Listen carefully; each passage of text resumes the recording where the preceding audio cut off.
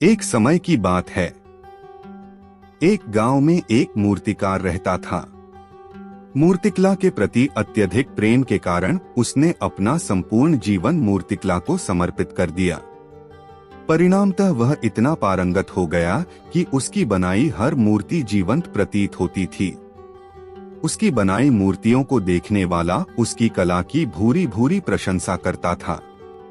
उसके गांव में ही नहीं बल्कि उसकी कला के चर्चे दूर दूर के नगर और गांव में होने लगे थे। ऐसी स्थिति में जैसा सामान्यतः होता है वैसे ही मूर्तिकार के साथ भी हुआ। उसके भीतर अहंकार की भावना जागृत हो गई।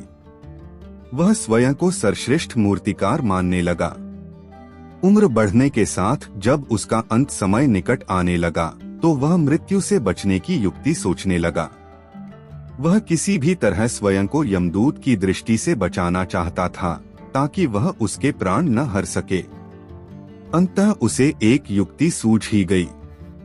उसने अपनी बेमिसाल मूर्तिकला का प्रदर्शन करते हुए 10 मूर्तियों का निर्माण किया। वे सभी मूर्तियां दिखने में हूबहू उसके समान थीं। निर्मित होने के पश्चात सभी मूर्तियां इतनी जीवंत प्रतीत होने लगी कि मूर्तियों और मूर्तिकार में कोई अंतर ही न रहा। मूर्तिकार उन मूर्तियों के मध्य जाकर खड़ा हो गया। युक्तिनुसार यमदूत का उसे इन मूर्तियों के मध्य पहचान पाना असंभव था। उसकी युक्ति कारगर भी सिद्ध हुई। जब यमदूत उसके प्राण हरने आया तो 11 एक सरीकी मूर्तियों को देख चकित रह गया। वह उन मूर्तियों में अंतर कर पाने में असमर्थ था, किंतु उसे ज्ञात था कि इन्हीं मूर्तियों के मध्य मूर्तिकार छुपा बैठा है। मूर्तिकार के प्राण हरने के लिए उसकी पहचान आवश्यक थी। उसके प्राण न हर पाने का अर्थ था प्रकृति के नियम के विरुद्ध जाना। प्रकृति के नियम के अनुसार मूर्तिकार का अंत समय आ चुका था। मूर्तिकार की पहचान करने के लिए यमदूत हर मूर्ति को तोड़कर देख सकता था, किंतु वह कला का अपमान नहीं करना चाहता था। इसलिए इस समस्या का उसने एक अलग ही तोड़ निकाला।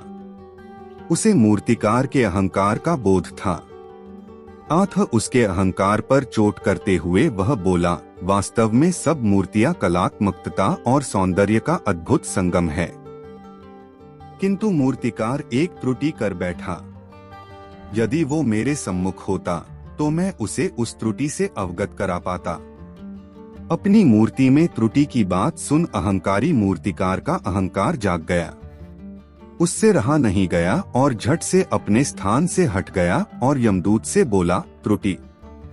असंभव। मेरी बनाई मूर्तियां सर्वदा त्रुटिहीन होती हैं।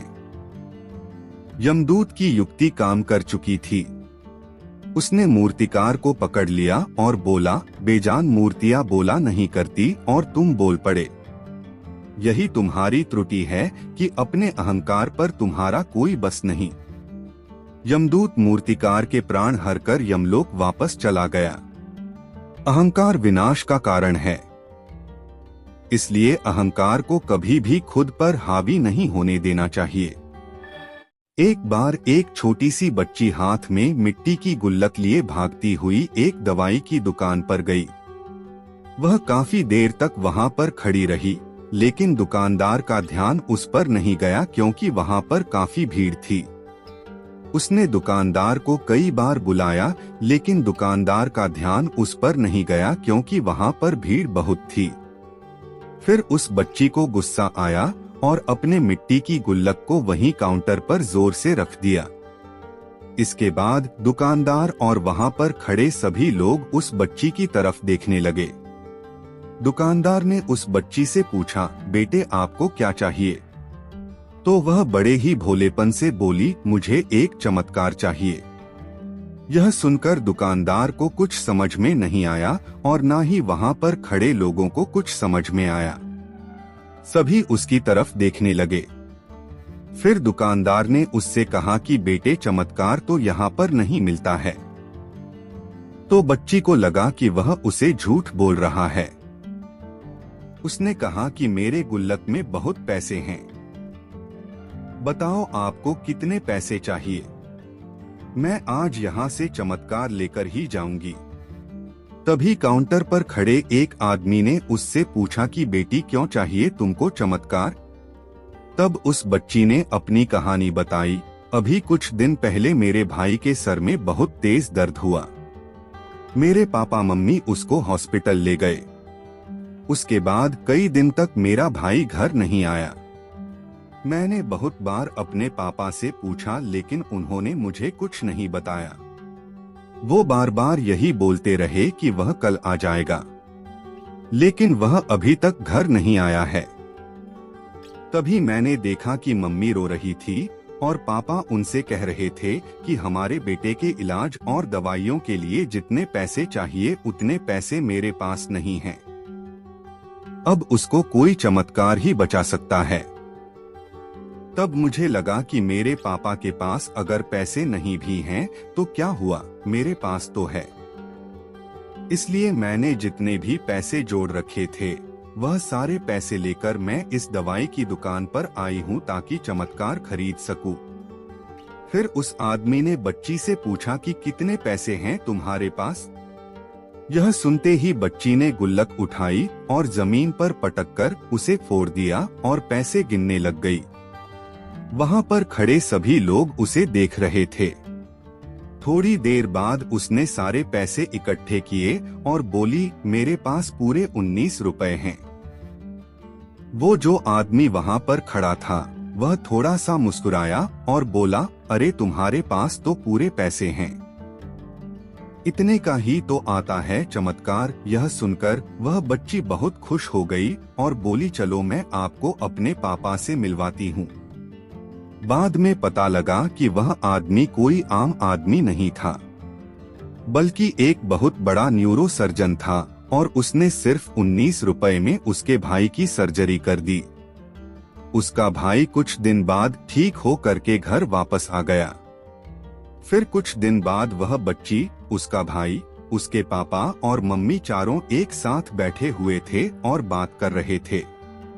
तभी उसकी मम्मी ने उसके पापा से पूछा कि अब तो बता दो, यह चमत्कार आपने किया कैसे।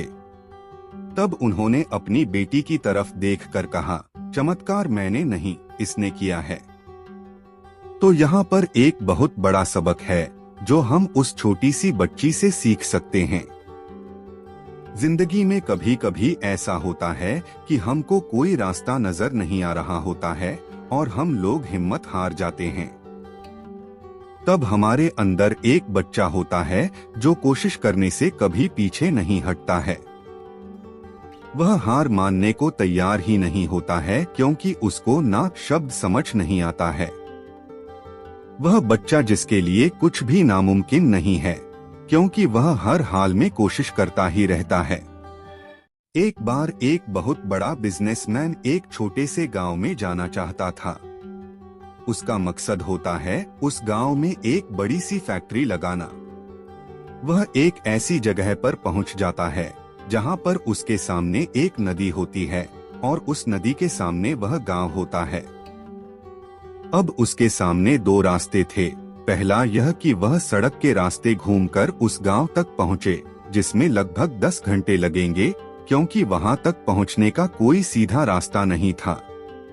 दूसरा रास्ता यह था कि वह एक नाव में बैठकर नदी के रास्ते उस गांव तक पहुंच जाए, जिसमें केवल 20 मिनट ही लगते। तो अपना टाइम बचाने के लिए उसने उस नाव के जरिए गांव तक पहुंचने का फैसला किया। वह नाव बहुत छोटी सी थी, जिसमें एक तरफ वह आदमी बैठा था जो नाव चला रहा था और दूसरी तरफ वह बिजनेसमैन बैठा था। नाव में बैठने के थोड़ी देर बाद उस बिजनेसमैन ने नाव वाले से पूछा, तुझे पता है तेरी नाव में कौन बैठा है? नाव वाले ने बड़े भोलेपन से कहा, नहीं साहब, मैं नहीं जानता। तब बिजनेसमैन ने कहा, अरे तू अखबार नहीं पढ़ता है क्या? मेरी फोटो हर दूसरे तीसरे दिन अखबार में छपती है। नाव वाले ने कहा, अरे साहब, मुझे पढ़ना लिखना नहीं आता है। मैं बहुत छोटा सा था जब मेरे पिताजी गुजर गए थे और अपने परिवार का ध्यान रखने के लिए मैं बचपन से ही काम में लग गया। इसलिए मेरा स्कूल बचपन में ही छूट गया था। यह सुनकर उस बिजनेसमैन ने नाव वाले का मजाक उड़ाते हुए कहा, तुझे पढ़ना लिखना भी नहीं आता है। ऐसी जिंदगी का क्या फायदा। यह सुनकर उस नाव वाले को बुरा तो लगा, लेकिन उसने कुछ नहीं कहा। थोड़ी देर बाद वह बिजनेसमैन उस नाव वाले से बोला, अभी कुछ दिन बाद यह जो तू सामने जमीन देख रहा है ना, वहाँ मेरी एक बड़ी सी फैक्ट्री लगेगी जहाँ पर हम मिनरल वाटर की बॉटल्स बनाएंगे। उस नाव वाले को बात समझ नहीं आई। उसने कहा, किस चीज की फैक्ट्री? तो बिजनेसमैन ने बड़े रवैया से उससे कहा, वहाँ पानी की बोतलें बनेंगी जो तेरे गांव में नहीं बिकती लेकिन शहरों में बहुत बिकती है। तब नाव वाले ने कहा, अरे साहब मुझे कहाँ पता होगा, मैं तो कभी इस गांव से बाहर निकला ही नहीं। फिर बिजनेसमैन ने उसके ऊपर हंसते हुए बोला, तू कभी इस गांव से बाहर तक नहीं गया, तुझे पता ही नहीं कि शहर क्या होता है। ऐसी जिंदगी का क्या फायदा। उसकी बात सुनकर नाव वाले को सच में यह लगने लगा कि उसकी जिंदगी किसी काम की नहीं है। यह सोचते हुए उसका नाव परसे से ध्यान हटा और नाव की एक बड़े से पत्थर से टक्कर हो गई, जिसकी वजह से नाव में पानी भरने लगा और नाव डूबने लगी। उस जगह पर पानी बहुत ही गहरा था और किनारा बहुत दूर था। नाव वाले को समझ आ गया कि अब इस नाव को बचाने का कोई तरीका नहीं है। फिर वह अपनी जान बचाने के लिए नदी में छलांग लगाने ही वाला था, तभी उसने बिजनेसमैन से पूछा, आपको तैरना तो आता है ना? बिजनेसमैन ने घबराकर पूछा, ऐसा क्यों पूछ रहे हो? मुझे तैरना नहीं आता है। उसकी यह बात सुनकर नाव वाले को हंसी आ गई और बोला, साहब आपको तैरना तक नहीं आता, ऐसी जिंदगी का क्या फायदा। यह सुनकर उस बिजनेसमैन को अपनी गलती का एहसास हुआ और हाथ जोड़कर उसने नाव वाले से कहा, तुम जो मांगोगे मैं तुम्हें वह दूंगा, बस मेरी जान बचा लो। उस नाव वाले ने कहा, अरे साहब घबराओ नहीं, मुझे सिर्फ तैरना ही नहीं आता है बल्कि डूबते हुए लोगों को बचाना भी आता है। आप मुझे कसकर पकड़ लो, मैं आपको कुछ नहीं होने दूंगा। और फिर उस नाव वाले ने न सिर्फ अपनी बल्कि उस बिजनेसमैन की भी जान बचाई। तो हमें इस कहानी से एक बहुत बड़ी सीख मिलती है कि जिंदगी में कभी किसी का मजाक नहीं उड़ानी चाहिए या अपने से कम नहीं समझना चाहिए, क्योंकि हमें नहीं पता कि कब, कहां और कैसे किसकी जरूरत पड़ जाए। एक समय की बात है, एक छोटे से गांव में रवि नाम का एक दूधवाला रहता था। वह अपने लालची स्वभाव के लिए जाना जाता था। उसके पास एक गाय थी जो पूरे गांव में सबसे स्वादिष्ट और अधिक मात्रा में दूध देती थी। हर सुबह वह दूध निकालता और गांव के लोगों तक पहुंचाता था। एक दिन रवि को यह एहसास हुआ कि गांव वालों को उसके गाय का दूध बहुत पसंद आ रहा है। इस बात से उसे बहुत खुशी होती है और उसके लालची दिमाग में एक उपाय आता है। वह सोचता है कि अगर मैं दूध में पानी मिला दूं तो मैं अपना मुनाफा बढ़ा सकता हूं और किसी को पता भी नहीं चलेगा। उस दिन के बाद से रवि गांव वालों को दूध पहुंचाने से पहले उसमें पानी मिला देता था। उसे लगने लगा था कि वह बहुत चालाक हो गया है और उसके इस काम के बारे में किसी को पता नहीं चलेगा। गांव वालों को दूध के स्वाद में बदलाव नजर आता है, क्योंकि उसका स्वाद अब पहले जैसा नहीं था। जल्द ही रवि के दूध में पानी मिलाने की खबर पूरे गांव में फैल जाती है। लोग शिकायत करने लगते हैं और उसके दूध का बहिष्कार करते हैं। लोगों को बहुत गुस्सा आता है, क्योंकि उन्हें लगता है कि उन्होंने जिस पर भरोसा किया उसी ने उनके साथ धोखा किया है। रवि के गलत काम की वजह से उसका धंधा नीचे गिरने लगता है। उसे अपनी गलती का एहसास होता है, लेकिन अब बहुत देर हो चुकी थी। उसकी गांव वालों की नजर में जो इज्जत थी वह खत्म हो चुकी थी। गांव वाले अब उस पर भरोसा नहीं कर सकते थे और उसका दूध लेने से मना करने लगे। अपने किए पर शर्मिंदा होकर रवि ने फैसला किया कि वह अपने काम करने का तरीका बदलेगा। उसने कसम खा ली कि वह एक ईमानदार व्यापारी बनेगा और गांव वालों का भरोसा वापस जीतेगा। रवि ने फिर से गांव वालों को शुद्ध और बिना मिलावट का दूध देना शुरू कर दिया। धीरे धीरे गांव वालों को रवि के काम करने के तरीके में बदलाव नजर आया और उसकी तारीफ करने लगे। उन्होंने उसे माफ कर दिया और फिर से उससे दूध लेना शुरू कर दिया। रवि ने ईमानदारी के महत्व और लालच के परिणामों के बारे में एक जरूरी सबक सीखा। उस दिन के बाद से रवि एक ईमानदार दूध वाले के नाम से जाना जाने लगा। उसे उसकी खोई हुई इज्जत और गांव वालों का भरोसा वापस मिल गया। उसका धंधा फिर से चलने लगा। उसे समझ आ गया कि असली सफलता ईमानदार होने और ईमानदारी से दूसरों की सेवा करने से आती है। लालच से अस्थायी लाभ हो सकता है, लेकिन यह अंततः भरोसे को खत्म कर देता है। हालांकि ईमानदारी और निष्ठा लंबे समय तक चलने वाली सफलता और सम्मान की कुंजी है। एक समय की बात है, एक गांव में सोनू नाम का एक छोटा सा लड़का रहता था। उसे घूमने फिरने का और नई चीजें जानने का बड़ा शौक था। एक दिन जब वह जंगल में घूम रहा था, तो उसे एक संतरे का जादुई पेड़ दिखाई देता है। वह पेड़ बाकी पेड़ों से बिल्कुल अलग दिख रहा था। जब सोनू एक संतरे को चखता है, तो उसे अपने अंदर भरपूर ऊर्जा महसूस होती है और उसका दिमाग पहले से बहुत तेज हो जाता है। सोनू उस जादुई संतरे का इस्तेमाल अपने खुद के फायदे के लिए करने लगा। उसे हर चीज पहले ही पता चल जाती और वह हर कठिन से कठिन प्रश्नों को हल कर लेता था। दूर दूर से लोग उसकी इस प्रतिभा को देखने आते थे। जैसे जैसे समय बीतता गया, सोनू की शक्तियां कम होती गई।